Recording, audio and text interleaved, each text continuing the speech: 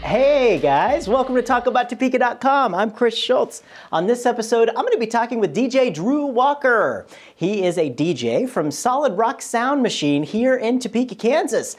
I'm Chris Schultz. DJ Chris Schultz to you.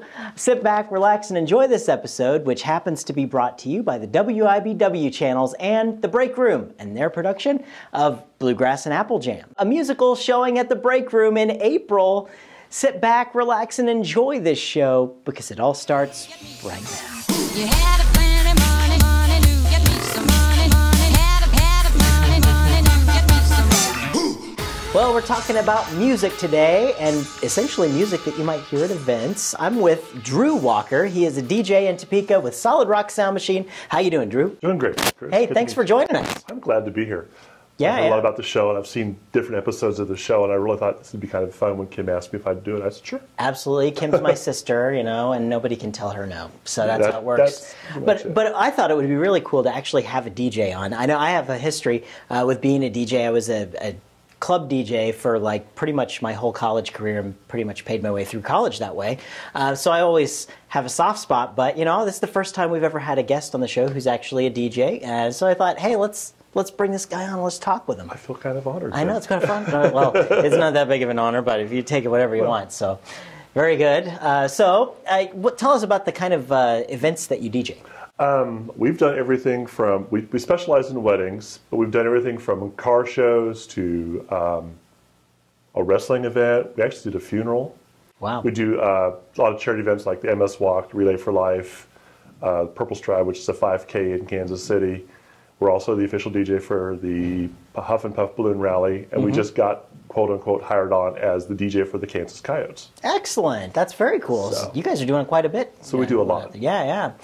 So tell us a little bit about your background. Like, how'd you get into this? Well, I grew up in Junction City, and I went to Junction City High, and I graduated in the 70s. And during my high school years, I DJ'd on the side, just messing around, having fun, raising money, going to small towns, and setting up in the middle of the downtown square and playing music for kids and just setting dances and just charging whatever we wanted to get a Worlds of Fun or wherever. Yeah.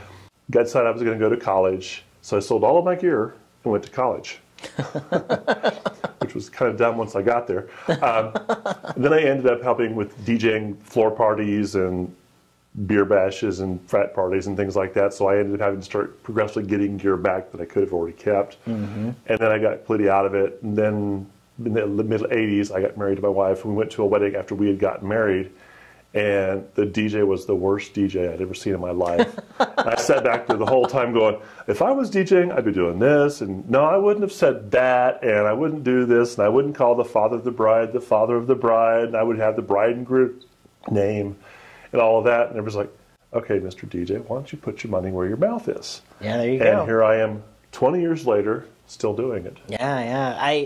When in my DJ career, I actually did some weddings, and I'll tell you, you have to have a lot of patience for that in order to do it well. Like I can't stress to people enough that if you are going to have a wedding and you're going to spend all this money on a wedding, don't go cheap on the DJ, because it will ruin the whole party if you do that. I mean, really, it will. It's totally worth getting someone who knows what they're doing to be your DJ, because that is your party. It's what you're going to remember. Like a friend of mine always says, if you think hiring a professional is expensive, wait till you hire an amateur. Well, it's true. It's true. Yeah. It's true. It was a little hard, I think, especially like booking it. I mean, there's a process to There really is a process. Wedding. You have to meet. We make it a point to call the bride, or they call us via email or however. Then we make it a point to meet with them at least 3 or 4 times before the event. That includes any event that we do. Yeah. So that way we're on the same page with the people in charge, the people we're going to be answering to the whole time. And then we get on the same page. We pick the right music for the right part of the event. And then we have a final meeting right before the wedding so that everything is all set. We have all the details set. And then we tell the bride and groom to take, or even our clients, to take a week off and just not worry about it because it's all good. Yeah.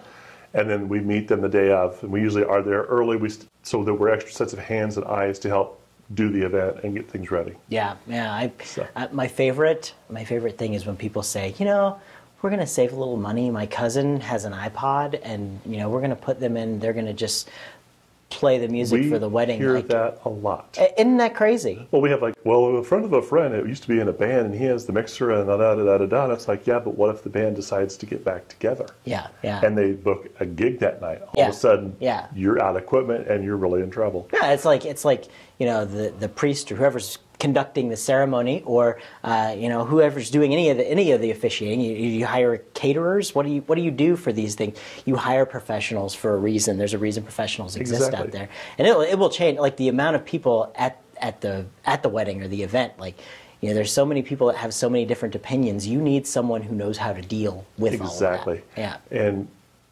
when alcohol is involved, you really have to have the patience of a saint sometimes. Yes, you do.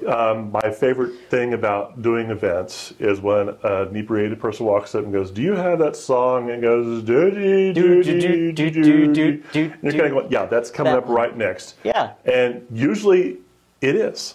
Yeah. The song.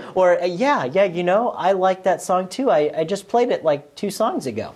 Where were you? You know? Or you're playing the song by Wang Chung, "Everybody Have Fun Tonight." And I go, "Do you have that song called Everybody Have Fun Tonight?" The one I'm playing? Currently, at this time? Right now? Yeah.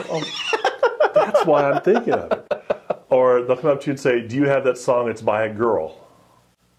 Well, that narrows it down to a third of my library. Yeah. And then they'll say, "Well, it's got love." Okay, that narrows it down more. And I blame a lot of that. I hate to say this to people in radio. I apologize to you, but I hate to say this. You all don't tell people who these people are that are singing. It's like you play great music. You got all this trouble to get this great music, but you don't say, "Well, that was Wang Chung and Everybody Have Fun Tonight," or you still say the Beach Boys. That's why God made the radio. They'll come and say, "You got that new Beach Boys song," and me, being very expert in my knowledge of my music, I know exactly what they're talking about. Yeah. But a lot of DJs don't know that. Yeah. And I have had people test me. Yeah. They'll throw a title out to me and I'd say, "Do you know the artist?" Yeah. I'll do my best to blow their mind and say, "I can tell you what album it's on." Yeah. You know, because I spend a lot of time with the music and working with people and knowing the music and making it very aware of what's going on. Another thing that we really approach with our DJ company is we approach it with a family-friendly kind of a thing. So you won't hear music that's degrading, immoral, Sure. talking about divorces and all that kinds of things, unless that's what the client wants. It's a party for everybody, you know? Exactly.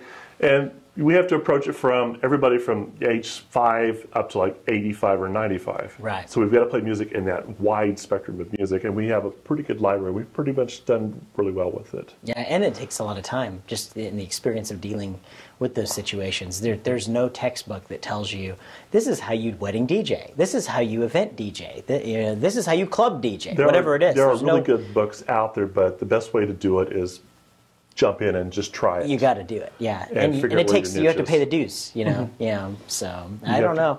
I think being a DJ is something that I think I absolutely love. I love that, and I think it's cool.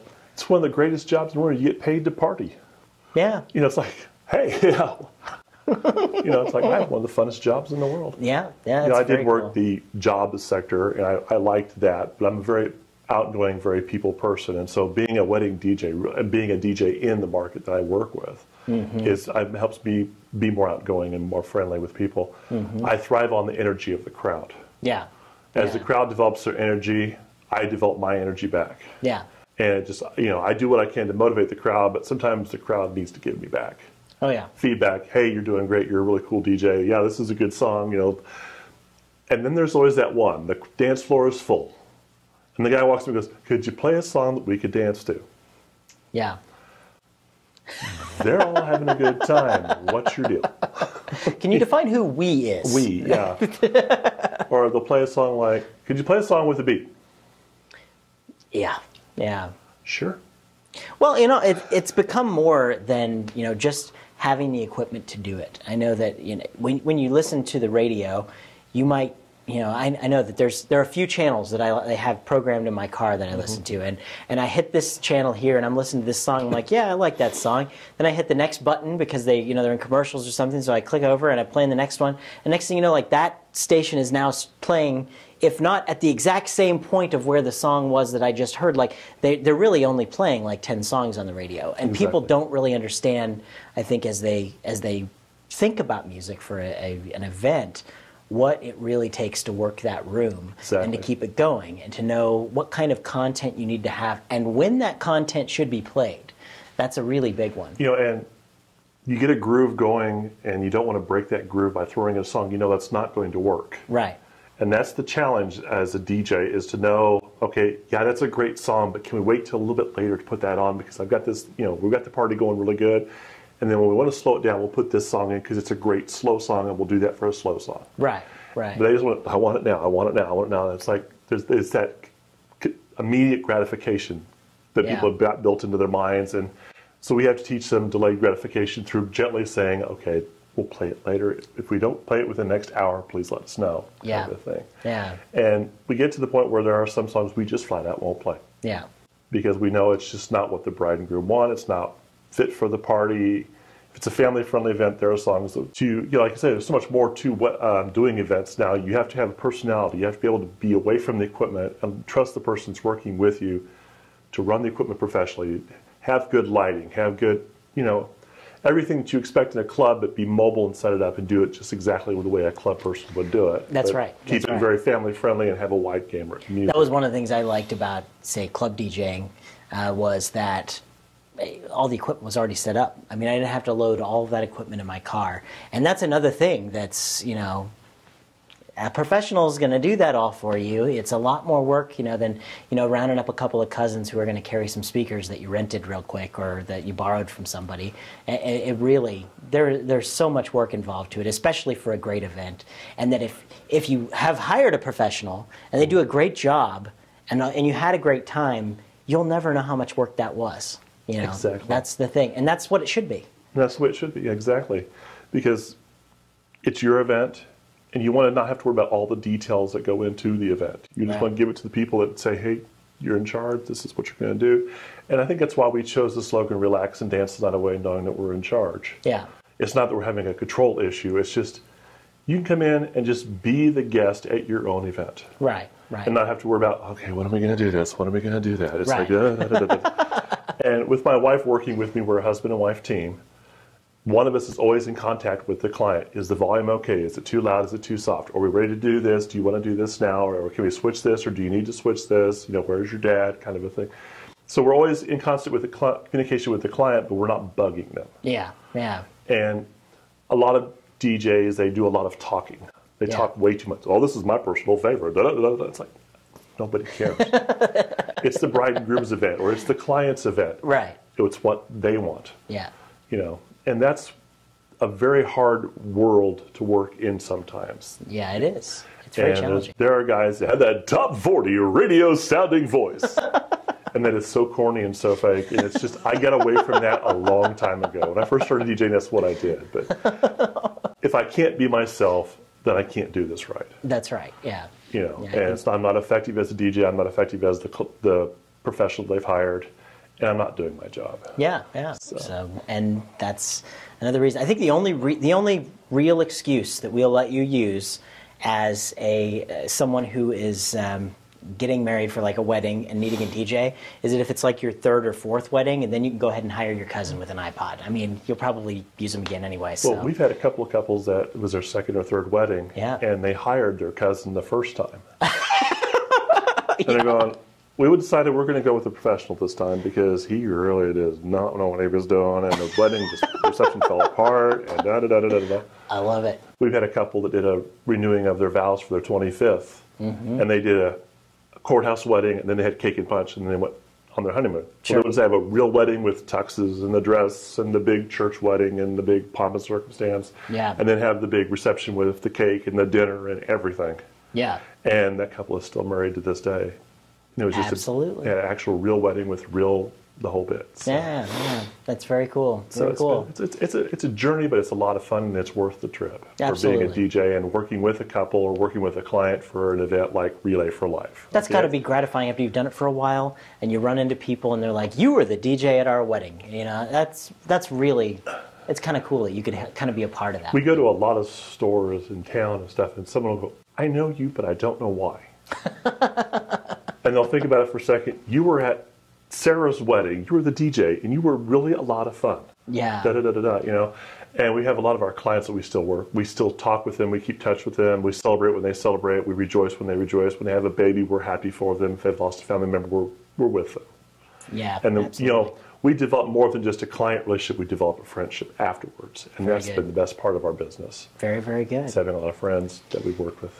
Well, Drew, I thank you so much for coming on the show today. I'm so glad to be able to talk about this because this is my passion. This is my life. This is who I am. Yeah. I really am glad to tell Topeka. Well, here you go, Topeka. It's DJ Drew Walker. He is with Solid Rock Sound Machine here in Topeka. So remember, if your next event that you need a DJ, give a guy a call. Hey, how can they get a hold of you? My phone number is 785-266-5273, or my cell phone number is 217-4473. You can get a hold of And we're on the right internet, there. we're on Facebook, we're on Twitter, we're on every social media, we're there. Excellent. We'll You put just all type that in stuff Solid Rock up Sound right on the Machine screen. and you'll find us. There you go. Very good. Well, Drew, thank you so much for joining us. Really appreciate Thank you, Chris. I really appreciate being here. that. You bet. Have a good one.